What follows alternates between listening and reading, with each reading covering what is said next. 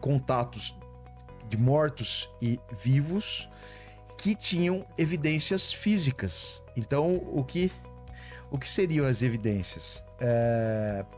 Provas materiais de contato. Então, existia, né? De que existia. Então, tinha a mão do cara numa tábua, a mão Eu lembro do que você filho, contou. a mão de um filho, a mão de uma freira. De uma freira, né? Que voltou para pedir uma missa e queima o hábito da outra. Um livro de orações de uma outra freira que recebeu uma mensagem e esse espírito que estava no purgatório pedindo uma missa queima o livro com os dedos. E por que eles faziam isso? Isso tem lá, né? Tudo lá, são 14 provas físicas de contatos de mortos e vivos. E por que você fala, bom, mas por que os mortos faziam isso? Para as pessoas não imaginarem que eles estavam delirando. Então, normalmente, as almas do purgatório, elas têm expectativa de salvação, mas ainda tem alguns pecados para apurarem, né? A gente tem muito isso, as 13 almas aqui em São Paulo. Do Joelma, né? As 13 almas do Joelma são associadas... O que é? Do incêndio de Joelma? As 13 almas é da... Aí o Thiago vai falar melhor, mas porque assim, o que eu sempre soube das 13 almas? Que elas morreram no incêndio no edifício Joelma, lá em 74, né? Isso. Foram 13 pessoas que tentaram fugir pelo elevador. O elevador não desce, depois encontram 13 crânios, né? Todo o corpo carbonizado dentro desse elevador. Essas pessoas são levadas para o cemitério ali, é São Pedro, né? Na Vila Alpina. Vila Alpina. E aí são sepultados...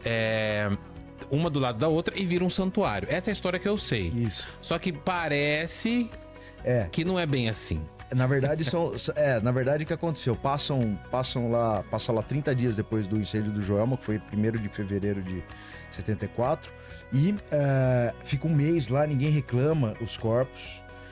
E esses corpos são levados pro cemitério da Vila Alpina, que é o São Pedro. Lá eles são sepultados, são 2 levas de corpos, né? Não é tudo de uma vez, mas perfilam 13 sepulturas lá. E aí dizem, aí mora o universo das histórias mais lendárias, mitológicas, de que numa noite um dos funcionários começa a ouvir de cada uma dessas sepulturas gritos muito agoniados, que estivessem queimando.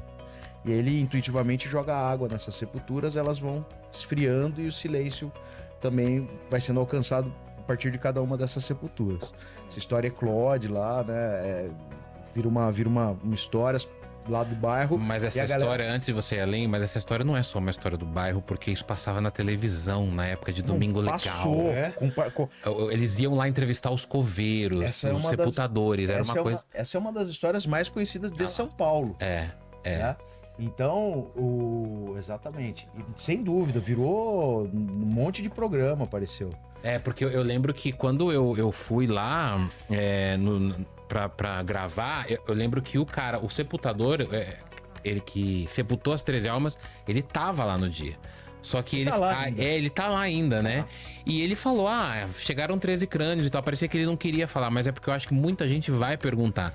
Porque isso na época era uma lenda, assim, eu falo lenda urbana no sentido de a história de gente que gritava das sepulturas era muito grande. Tanto que até hoje tem um costume das pessoas levarem copo com água e leite lá, né? Isso, exatamente. Nas sepulturas. Deixaram 13 copinhos, uma em cada sepultura, né? Exatamente. E só que essa história não existe nenhuma comprovação.